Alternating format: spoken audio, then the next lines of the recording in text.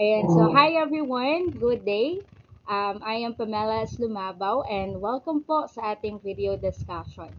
So today po ang pag-uusapan natin ay isa ring napakahalagang topic, no, which is promoting the science and technology for all, a challenge.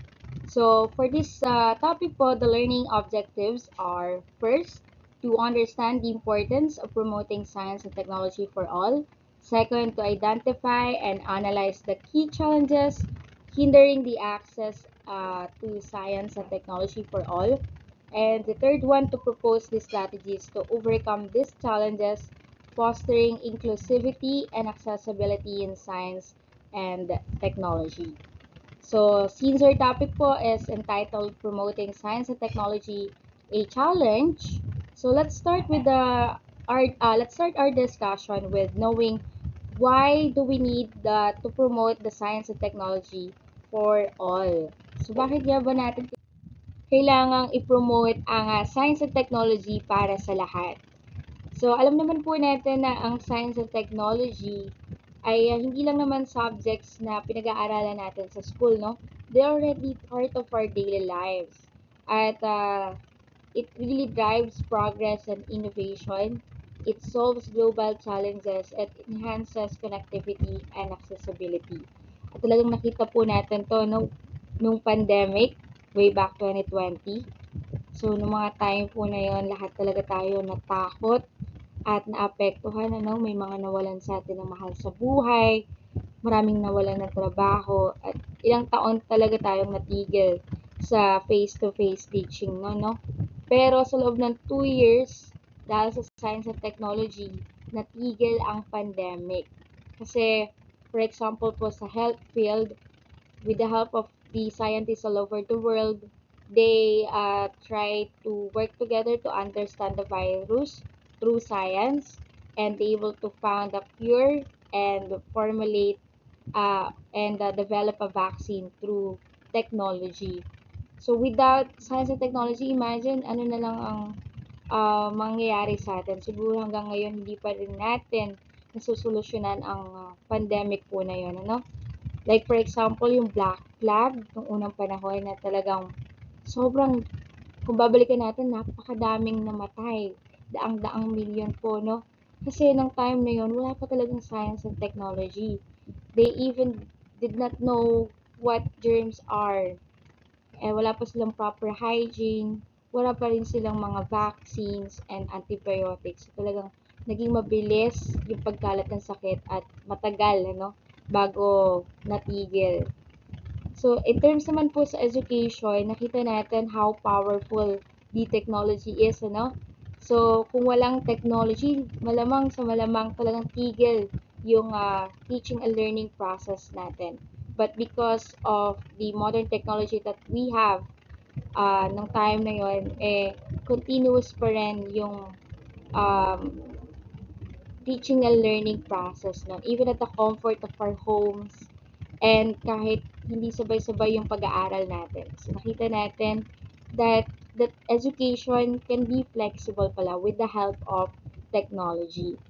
And next naman po, sa larangan naman ng mga negosyo, talagang naapektuhan din sila nung time ng pandemic. May mga natigil, may mga nag-survive naman at talagang may mga nag-thrive because of the technology.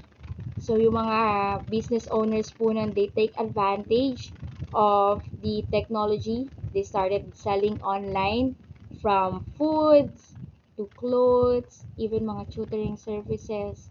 Nag-boom po ng time na yon at napakaraming naging accidental entrepreneurs na mga 18 years old na bata, since they are very techy, they take advantage of it and run a business at talagang nag-boom ng time po na yon. And that is also a um, clear example of how powerful the technology is to us. It helps us to earn a lot of money even at the comfort of our homes and even during difficult times.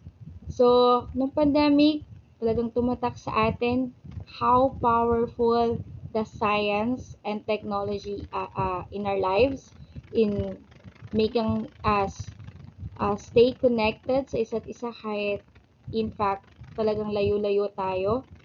And it also gave us the chance to continue the learning kahit na mayroong pandemic.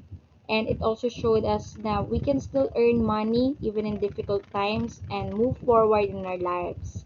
So those are just one of the importance why we need to promote the science and technology for all. And imagine, no, if we all have the access to science and technology, we can create better society and more empowered and more equal society. Pero syempre, we recognize that in reality, hindi naman madali na mag-promote ng science at technology para sa lahat. There are really key challenges in promoting it for all. So let's discuss it one by one. So these are the key challenges in promoting science and technology for all. So the first challenge po is the educational disparities. So as a teacher, alam po natin na hindi lahat talaga ng schools ay may equal access sa science and technology, education, and resources.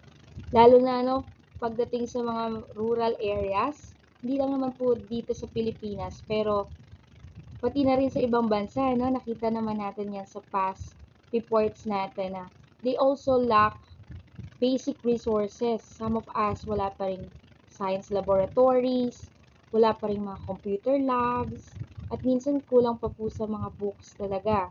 And nakakalungkot lang po na isipin na for sure maraming mga students out there na gustong matuto, pero wala silang sapat na kagamitan para matuto sila ng maayos. Kaya parang nagiging limitado rin kasi sila. So even tayo mga teachers, 'di ba? Nagiging limitado rin po tayo kung limitado rin yung mga resources natin. Although lagi naman nating sinasabi at ginagawa na we're trying to make something out of what we have. Ang hirap pa rin kasi we're like building a house na kulang-kulang yung resources natin. Or worse, wala talaga tayong any kagamitan. So this is something na kailangan talaga natin i-address. No? So next po, so in terms of promoting the science and technology, meron din talagang gender and diversity gaps. So marami pa rin po, like for example, mga kababaihan at mga indigenous people ang hindi na-encourage na pumasok sa mga STEM-related careers. At kung iisipin po natin, hindi dahil sa wala silang interest sa STEM career, but because sometimes the reason is they lack role models, kulang sa suporta, at madalas po dahil sa cultural expectations. So, aminin man natin o hindi, pero narinig na talaga natin yung mga linyahang, oh, panlalaki lang yan. Engineering, IT, marine courses, panglalaki lang yan. Pero alam naman natin na wala namang gender or race. Yung intelligence, di ba po? Yung creativity and passion. Pero dahil po sa mga ganong stigma and narrative, hindi tuloy nakapagtataka na maraming mga kababaihan at indigenous people ang nahihiyang mag-take ng STEM career. Kasi ando na yung doubt na baka hindi sila belong and hindi sila enough to be part of the STEM field. At napakalaga ng role po natin dito as a teacher, no? To change that narrative and to stop the stigma. We need to make them feel na talagang they are welcome and they have space in science and technology world. So yun po, no. Next na challenge din na talagang malaking kinakaharap natin in terms of promoting the science and technology for all is the digital divide. So ito talagang nakita natin to lalo na nung pandemic and even until now, marami pa rin po talaga sa mga estudyante natin na walang sariling gadgets, walang stable na internet connection, yung iba nakikigamit lang ng cellphone or ng laptop, at yung iba naman po wala talagang pambiling data or load para makasabay. So, naalala ko po tuloy yung kwento ng college batchmate ko na katrabaho ko ngayon. May kakilala po kasi siya na dati niyang classmates elementary. Magkapit barangay lang sila. sabi po niya nung pandemic, yung friend niya na yun, nakikihiram lang daw sa kanila ng laptop at talagang pupunta sa bahay nila para makiconnect lang sa wifi. Kasi yung family nun hindi kayang gumastos para sa gadgets and data. So every time na dumadaan kami sa bahay nila, natutuwa siya kasi kahit papaano nakikita niya na nag-i-improve yung buhay. So although yung kwento na to, happy ending, it still shows the reality na talagang merong digital divide. And that's really a huge challenge for us teachers kasi when designing our lessons and outputs, especially kapag mga tech-based na yung requirements like online research or digital outputs, we need to consider that hindi talaga pantay-pantay ang starting point ng mga bata at may mga limited talaga yung digital resources. So, minsan may mga student dyan na matalino, masipag, pero pagdating na sa mga tech-based requirement, hindi sila nakakasabay kasi wala silang access sa technology. So, this is really a huge challenge for us educators, no? That we are already in a digital world, that we are required already to really integrate the technology in our curriculum or in our um, lessons kasabay ng pag-consider din na meron pa rin talagang mga students na hindi nakakasabay sa mga digital tools or digital resources. So yun po, no? Next challenge din po na talagang kinakaharap natin is the misinformation. So sa panahon po natin ngayon na laganap ang social media like Facebook and TikTok, talagang ang fake news ay nagkalat lalo na rin po sa STEM and health fields. So may instance pa nga po I remember na nakapanood ako ng deep fake video ni Doc Willie Ong and he is promoting a fake health product. So kung makikita niyo yung mga comments, ang daming naloko ng mga customers na talaga namang kung hindi ka marunong mag-analyze ng sources ng information, talagang malilin lang po talaga tayo. And that shows that really affects how we decide, no? Kaya talagang bukod sa digital tools at internet, we also need to provide trainings for the teachers and students to navigate the technology in a effective and wise way. So, yun po. And next po is, the next challenge is the mismatch between the fast-changing technology and our curriculum. So, as we know naman po, napakabilis ng innovations in terms of science and technology na kung saan yung mga curriculums natin hindi tuloy nakakasunod dun sa pagbabago na yon. So, nagiging outdated sila. So, another example po for this is, ako po mismo, naranasan ko na, I'm actually teaching my senior high school students, grade 11 po, ng empowered technology, no? And I asked them beforehand, we have the classes, na alam ba nilang gumamit ng desktop computers? And some said no. They said na they know how to use phones pero hindi ang mga computers. So, ang ginawa ko po, we go back to the very basic of using computer. How to turn on and off the computer properly, how to use the mouse and everything na basic when it comes to using the computers. At talaga makikita mo na yung iba po talaga hindi alam kung paano pa gumamit ng computer. And most of my students hindi pa alam gumamit ng Microsoft Offices.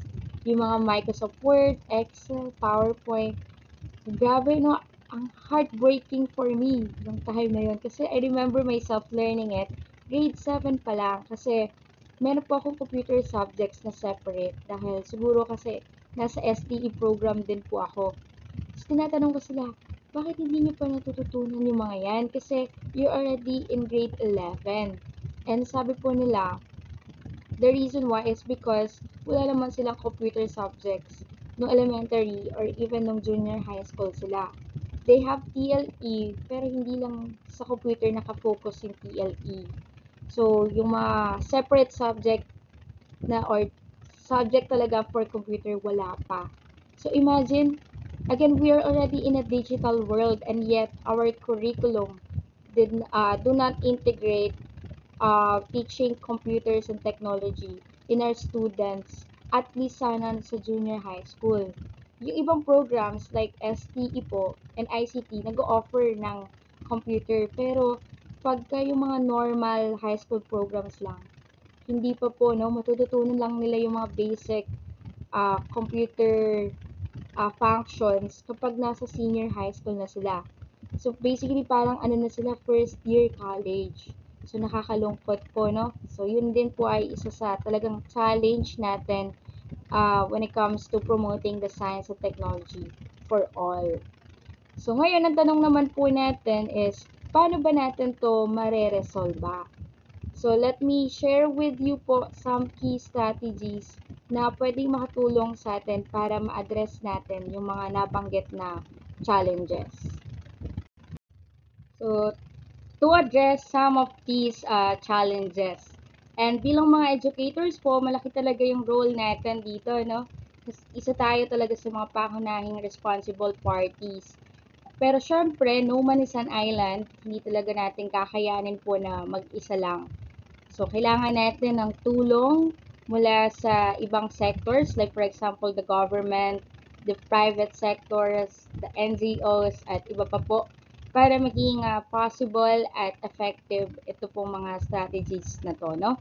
So, let's discuss one by one yung mga strategies. So, first one po is enhancing the STEM education to um, um, to address the educational disparities.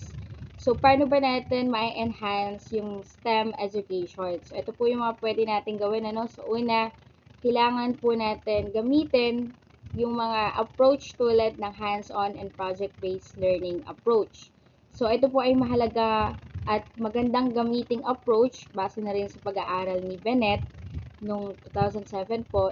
And marami pang researchers na talagang through this approach po na-encourage yung mga students natin to involve themselves in the STEM field. And actually, itong approach na to, yung project-based learning, ay ito po yung approach na ginagamit namin sa Midway High School. So, instead po na traditional exams pa rin, na puro po rote memorizations, yung exam po nila doon is project-based na po.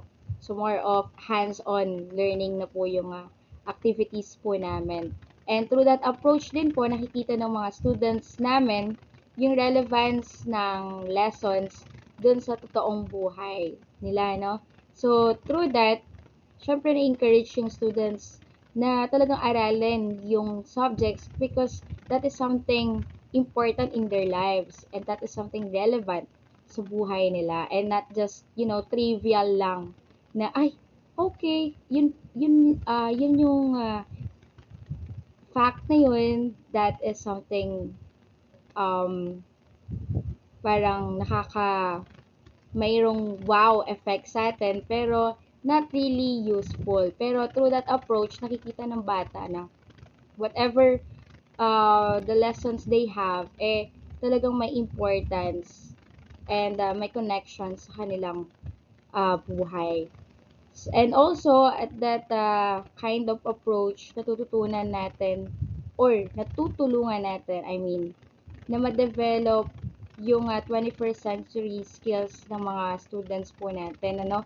Like for example, creativity, the critical thinking, the communication skills, and how they also collaborate with other people kasi nga po more of project-based. So, more of group activities po yung ginagawa nila, no?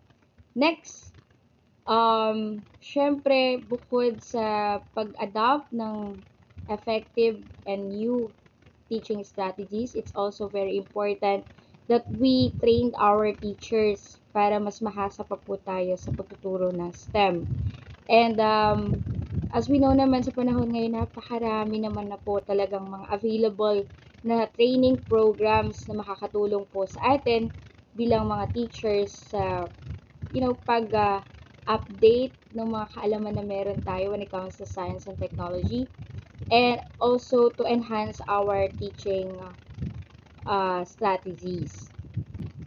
And if we are familiar po, meron namang tulad ng MOOCs or massive open online courses. Like, for example, Coursera. Kung saan, dun po sa Coursera, if you will visit it, apakadami pong courses, mga training programs na ino-offer doon na may mga libre na talagang galing pa sa iba't ibang malalaking schools all over the world, no? At yung iba po, syempre may mga paid din na trainings. Yun ay lalo na kapag bibigyan ka ng certificates or diploma kapag ka natapos mo po yung courses or trainings na yon. And kung isipin naman natin, hindi naman siya talaga totally gastos lang kasi it's really an investment for us to personally and professionally grow. So, kung gusto talaga po natin na makasunod tayo sa pagbabago and mag-improve pa tayo bilang guro, kailangan po talaga nating mag-invest ng time and also ng money para sa sarili nating pag-unlad, diba po? So, yun po. Another is, of course, since we're already in a digital world, we have to really integrate technology na para mas maging interactive at updated po yung lessons. Pero syempre, hindi naman natin kaya na tayo lang, gaya nga po ng sinabi natin. So, ito po yung mga responsible parties to make really this STEM education be enhanced. So, una, syempre, kailangan natin ng help ng government, di ba po? For funding the necessary tools to make this STEM education na talagang ma-improve, no? And also make policies that will make the STEM or the science and technology for everyone. And of course, after nun, the schools and the curriculum developers kasi they will be the one to adapt and integrate different new and effective teaching strategies or approaches, like for example, the project-based learning approach. And also, syempre tayo mga teachers, ang laki po ng role natin na yan kasi we are the one na magsasabuhay ng mga learning approaches or teaching approaches, and at the same time yung mga educational resources that we have sa loob ng ating classroom. So, yun po, no? Next na strategy po natin na pwedeng gawin, ito naman po is to address the diversity gaps is, of course, we need to encourage diversity. So, paano po natin ma-encourage ang diverse people to be part of the STEM field? So, ito po, no? Una, pwede natin i-adopt yung ginagawa ng DOST na kung saan po nagbibigay sila ng mga scholarships, mga mentorship programs sa mga underrepresented groups po, no? And also, siguro sa mga books, highlight some of the STEM role models na pwede maka-inspire sa diverse people. Like for example, mga Filipino na nasa STEM career, mga kababaihan na nasa STEM career, mga indigenous people na nasa STEM career. So, yung mga ganun po, no, para ma-encourage natin yung diverse people to really be part of the STEM field. And again, hindi lang po ito trabaho or responsibilities nating mga teachers. We also need the help of the policy makers and as well the NGOs and the academic institutions to offer scholarships and mentorship programs and as well integrate it into our books.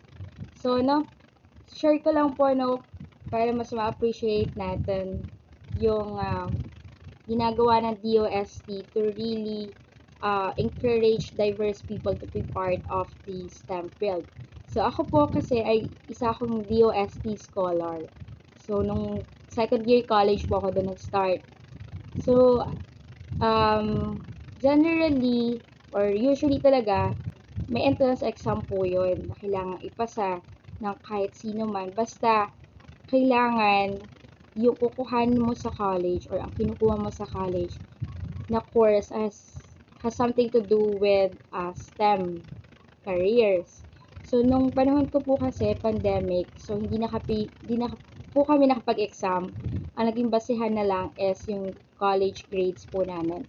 So, maganda naman yung mga grades ko po noon, natataas, kaya nakapasa po ako doon.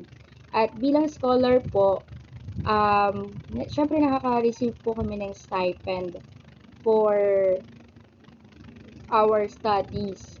And at bilang serbisyo naman po, kailangan po namin magsilbi sa bansa po natin ng ilang taon, depende po sa kung gaano namin katagal na beneficyuhan dun sa scholarship. So, for example, 2 years kang scholar ng DOST. So, 2 years kang mag sisilbi sa bansa, ganyan, as for example, science teacher.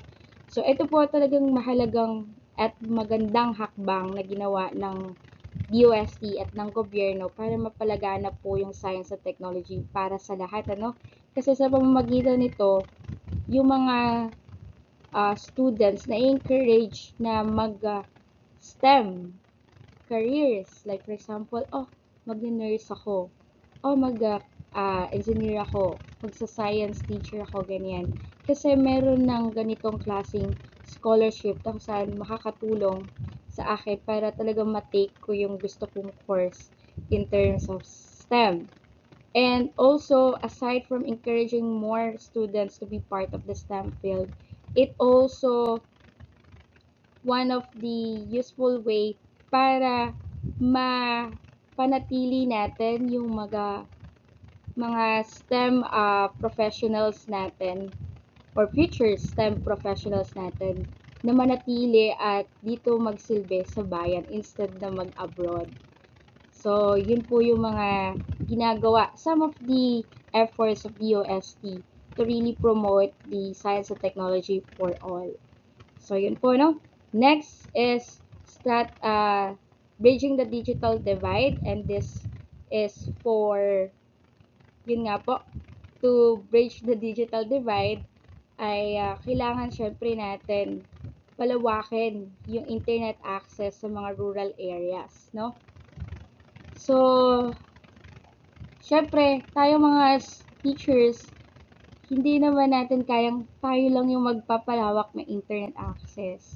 So, we need also the help of other parties or sectors like for example, the government, yung mga technology companies, mga internet service providers, the NGOs, na pwedeng mag-provide sa atin talaga ng ganong klaseng technology. And at the same time, sana mapalawak pa natin yung pagbibigay ng mga affordable tech tools sa mga, hindi lang sa teachers but also dun sa mga students natin na talagang walang pang-invest, pambili ng mga gadgets at ng internet connection po, no? And also, gaya po ng sinabi natin kanina, aside from providing the internet access, the tech tools, we also have to provide literacy training in terms of these using digital tools. So, ito po mahalaga to para talagang magamit natin ang digital tools at internet in a very effective and useful ways. So next po is to combat the misinformation, we need to strengthen the science communication. So paano ba natin pwedeng ma-strengthen yung science communication? So pwede po natin gawin doon is we can take advantage of the social media. Since doon naman talaga laganap yung misinformation, syempre doon din dapat natin i-strengthen yung science communication, no? So for example, sa Facebook, sa TikTok, uh, we can use that to post and disseminate the science facts, the science informations, trivia to fight the fake news when it comes to science and technology. And tayo, hindi lang naman tayo mga teachers ang responsible for this. We can also encourage some of the science enthusiasts, mga other science-related professionals to promote the science and technology for all using the social media. Kasi doon talaga tambay mostly yung mga students and adults kapag wala na sila sa school at wala na sila sa trabaho. No? So, yun po.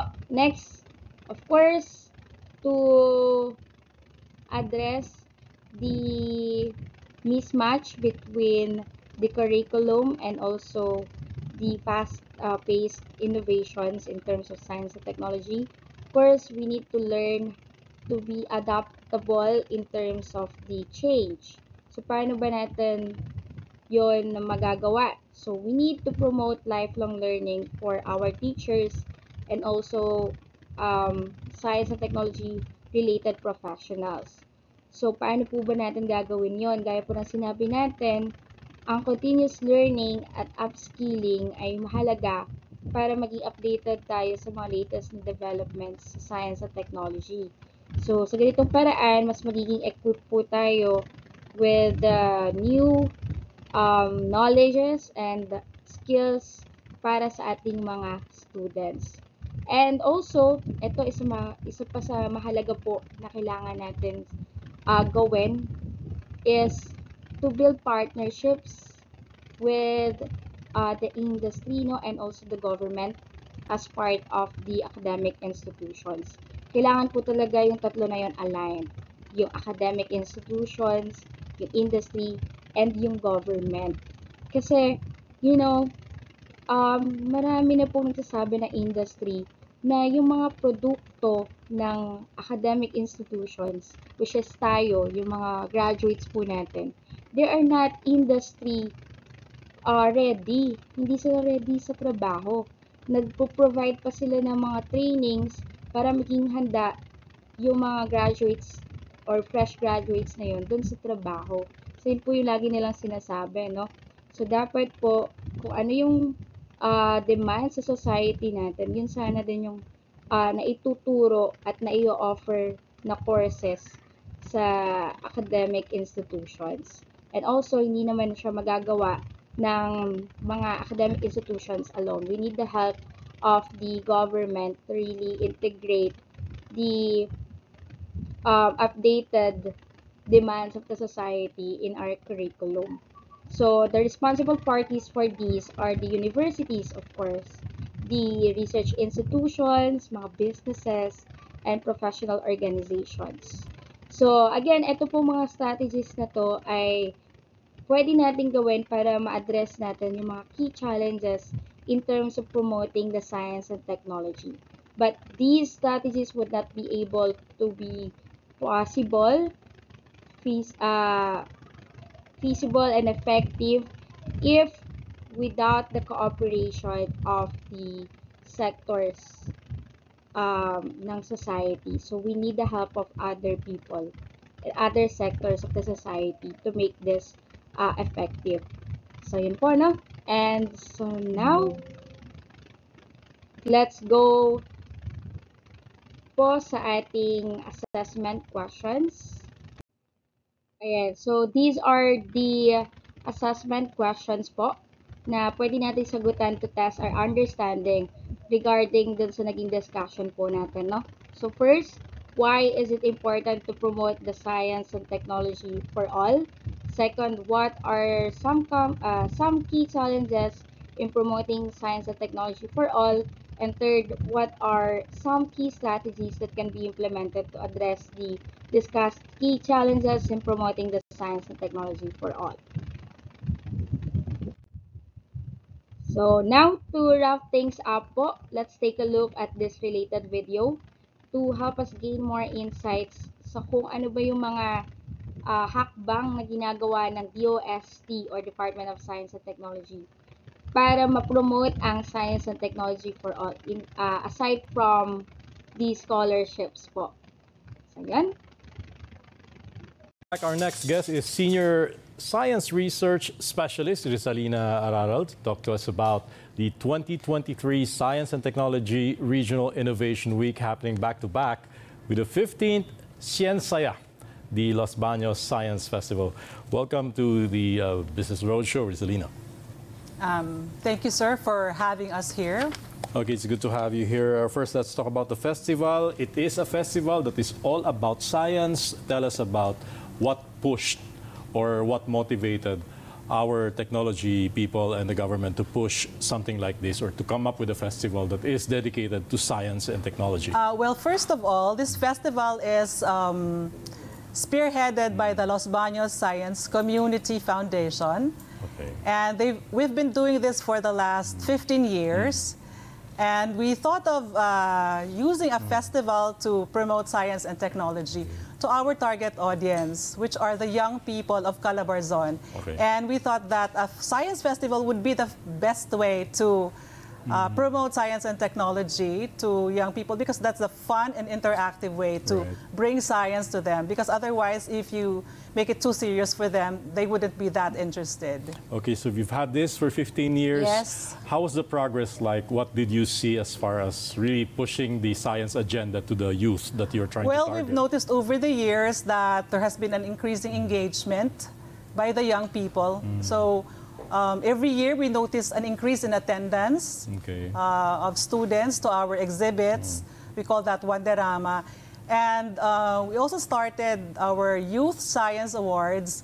And when we started, there were only a few participants to the awards. But this year, there has been a big increase in number of participants for the Youth Science Awards. And so I think that's really, that means a lot, that our young people are now more engaged in science and technology. Okay, Rizalina, walk us through the experience, how the festival is like. What are the highlights perhaps you can share with our audience? Okay, for this year, this one is bigger, much bigger than the ones we've previously had, because this year we will be LBSC, Los Baños Science Community, is teaming up with DOST Calabarzon, Department of Science and Technology. So I can imagine this is a merger of two festivals. Yes. You have the regional and then you have Ciencia. Yes, sir. itself. Yes, sir. Okay.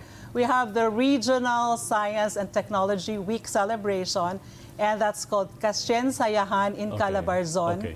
And it's happening back-to-back with the Los Baños Science Festival. Okay. So we have more activities this year than in the previous years. And can you name some of these activities, maybe even just the highlights, the important ones? Yeah, of course we will have our LBSC exhibits, Wanderama. Okay. We will also launch the DOST Calabarzon project called TICME. It's Teknolohiya, Inobasyon, Kaagapay ng MSMEs. Okay. So that's an exhibit featuring MSMEs in the food business.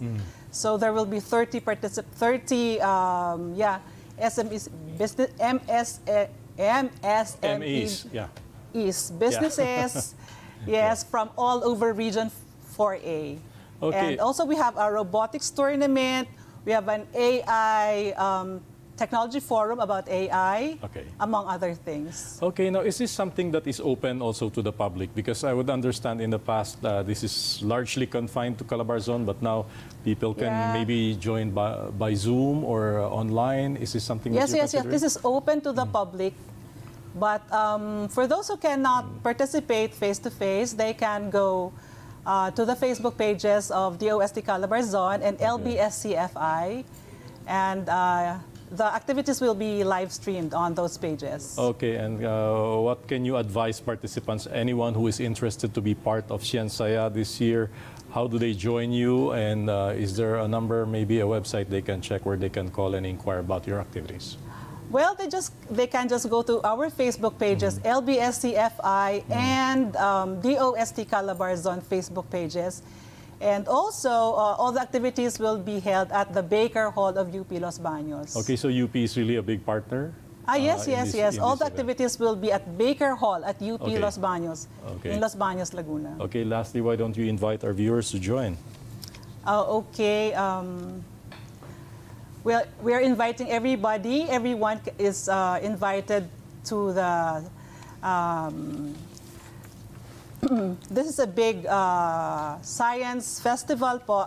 DOST Calabarzon and Los Baños Science Community 15th Science Festival. This will be happening on September 18 to September 22 next week.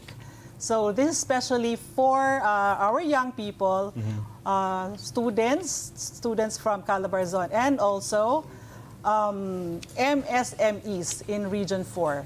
This is for you. Okay. You are the target beneficiaries of this Science Festival. Okay, a lot of exciting things in store for those joining. Again, thank you so much for the time. Rizalina Araral, we wish you the best on the festival. Thank you, sir. Have a good day.